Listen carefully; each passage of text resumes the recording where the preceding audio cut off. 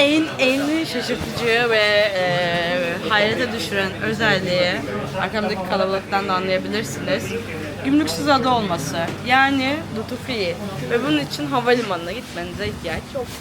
Bildiğiniz bütün ürünler duty free markette vergisiz bir şekilde satılıyor ve kartla ödeme yapabilirsiniz. Bunu neden belirtiyorum? Çünkü karttan komisyon çektiğini ben de gayet iyi biliyorum ve biz de nakitten kaçmaya çalışıyoruz. Özellikle Güneydoğu Asya bölgesinde seyahat ediyorsanız bir tık zor oluyor ama Langkawi'de duty free var, hem de havalimanına gitmeden, rüya gibi. Şimdi size biraz fiyat göstereyim. Şimdi 1 dolar 4 ringgit. Güneydoğu Asya'nın en güzel özelliği sanırım bu.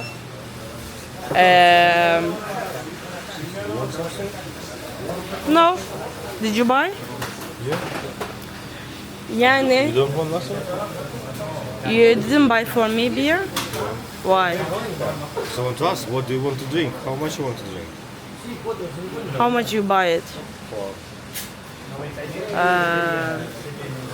Okay. I just want cheapest one. You want some specific? Blind, No, cheapest one. Tiger. No, I want Because I cheapest don't know one. what is this. It's just cheapest. It can be disgusting.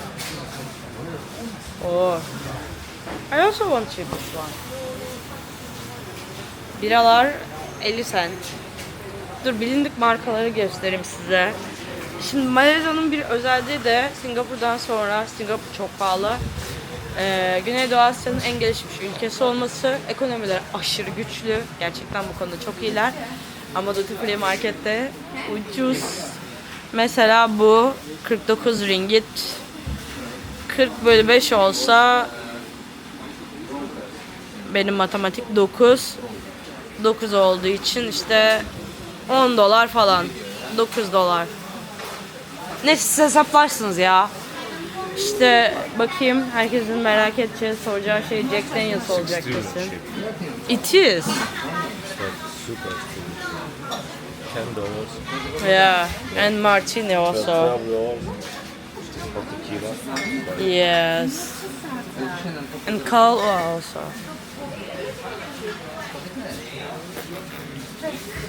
Cool. Yeah.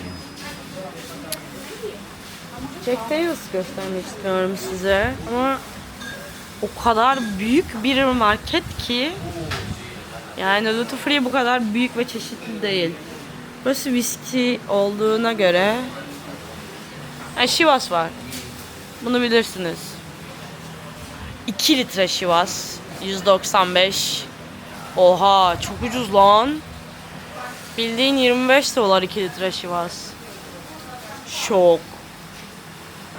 Bu da 85 1 litre Chivas. Kaç? 80 olsa ya, hesaplayın işte ya. Aman. Burada var. Jack Daniels. 250 ringgit. Bu da 98. Sanırım serisiyle alakalı. Arkadaşlar, bu ada bir cennet. Gerçekten çok güzel. Ve burada geçirdiğim ilk gün olmasına rağmen aşık oldum bile. Günaydınlar. Öncelikle Langkawi'ye hoş geldiniz. Şimdi kendi hostelimdeki shiftimi bitirdim. Hostelin sahibinin 2 tane hosteli var. Daniel diğer hostelde çalışıyor. Gidip biraz orada işte video editleyeceğim. Daniel'le takılacağım. O yüzden oraya gitmeye çalışıyorum. İnşallah yolu karıştırmıyorumdur. Çünkü internetim yok. Yürürken de hem size etrafı gösterip hem de neden Malezya'yı ve Langkawi'yi çok sevdiğimi anlatmak istiyorum. Özellikle spesifik olarak bir numarası yok. Kesinlikle bunu belirtebilirim direkt olarak. Böyle gördüğünüz gibi yani. Burası şehir merkezi değil bu arada. Hostele giden yol, haberiniz olsun. Neyse. Spesifik olarak gerçekten bir numarası yok. Ama ben Özge olarak şöyle hissediyorum. Benim ailem turizmci. Hediyelik eşya satıyordu yıllarca. Toptan, parakende falan filan. Ve biz hep her yer sürekli farklı bir yerde kalıyorduk. İşte ne bileyim, Fethiye, Kuşadası, Bodrum, Marmaris. Yani çocukluğum hep buralarda geçti. Ve aradan geçen yıllarda yetişkin olup kendi özgür hür irademle buralara gidebileceğim için gittim. Ve böyle aynı hissettirmedi yani. Hani bu şey değil bu arada, işte her şey çok pahalıydı, yozlaşmıştı bilmem ne değil. Bir şey değişmişti, belki bu hissel olabilir. Çünkü giden ve orada o tarafları da seven çok insan var ve hala güzel tabii ki ama bilmiyorum yani bir şey değişmişti sonuç olarak. O yüzden sanki biri benim çocukluğumu, gençliğimi elimden almış gibiydi.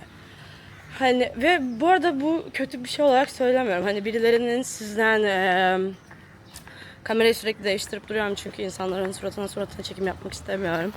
Şimdi bu yoldan gidiyoruz. Burası ıssız zaten. Bu arada değişim kötü bir şey değil. Bunu da kabul ediyorum. Hatta işte gelişmesi vesaire bunlar çok güzel şeyler ama hani bana ait olan, bana hissettirdiği şeyler gittiği için çok üzgün hissediyordum. Türkiye'den çıkarken de bu arada aynı şeyi hissediyordum. Yani bu yola çıkma kararını verdiren şey aslında bana ben artık Türkiye'de barınamıyorum hissiydi. Bu barınamama hissi bu arada tamamen politik, tamamen aşırı pahalılaşan ekonomiyle alakalı. Yani bu kanalda politika konuşmuyorum, sevmiyorum. Zaten kendi içimde de konu açılınca kapatıyorum. O yüzden bu çok büyük konu. Maddi olarak da şöyle bir şey var. Hani belki de benim yetersizliğimdi. Yani kendimi olması gereken bir yere getirememek, finansal olarak kendimi yönetememekti. Çünkü 5 yıl boyunca çok güzel bir işte çalıştım ama hep bir borç batağındaydım. Benim tercihlerimle alakalı olarak. Hani eleştirilecek yanları var, sevilecek yanları var ülkemizin. Ama özete gelirsek yapamadım yani, olmadı hani ve şunu söyledim. Zaten hep Güneydoğu Asya'ya gitmek istiyordum. Hep seyahat etmek istiyordum ve uzun süreli seyahat etmek istiyordum. Yani bir yere gittiğim zaman onu sevdiğimde böyle oradan bıkana kadar kalmak istiyordum mesela. Ben de dedim ki madem hani sığamıyorum yere, göğe, eve, o zaman buraya geleyim dedim ve bu yolculuğa böyle başladım. Malezya'yı çok sevmemin sebebi benden alınmış olduğunu hissettiğim bütün duyguları Malezya'da buldum. Çünkü Malay halkı birincisi Singapur'dan sonra Güneydoğu Asya'nın en güçlü ekonomisine sahip ve kendi ekonomik sistemleri olduğu için ve bunu gayet güzel yönetebildikleri için Malezyalılar yani Malay halkı gerçekten turiste ihtiyaçları yok ve bu sebeple ekonomilerini turizm üzerine kurmadıkları için hiçbir şeyin fiyatı değişmiyor. Yani X dükkana gitseniz de aynı fiyat, Y dükkana gitseniz de aynı fiyat ve ihtiyaçları yok. Gerçekten o kadar konforlu bir refah seviyesinde yaşıyorlar ki indirim istediğiniz zaman yok diyorlar. Ama mesela eğer gerçekten zor durumdaysanız hani mesela bizim gibi ya da işte sallıyorum zor durumda demem sebep hani mesela nakitiniz bitti bir şey almak istiyorsunuz falan. Bir o kadar da yardımseverler. Diyorsunuz ki hani böyle nakitim bitti, yeni nakit çekmek istemiyorum, sallıyorum yarın gidiyorum. Gayet bu konuda da yardımcı oluyorlar. Ne var köpek? Hiç de sevmem köpekleri, artık yeter yani. Ve insanlar çok yardımsever. Herhangi birinin art niyet güttüğünü görmedim. Tabii ki kesin vardır art niyetli insanlar çünkü dünya böyle bir yer yani.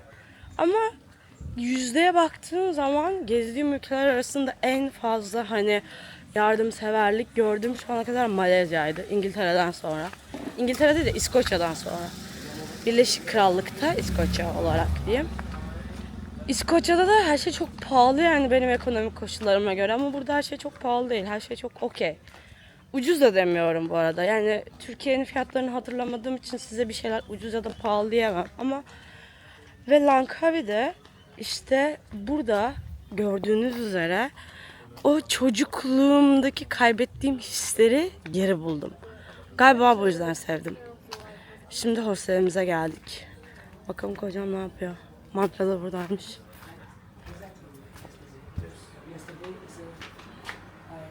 Evet.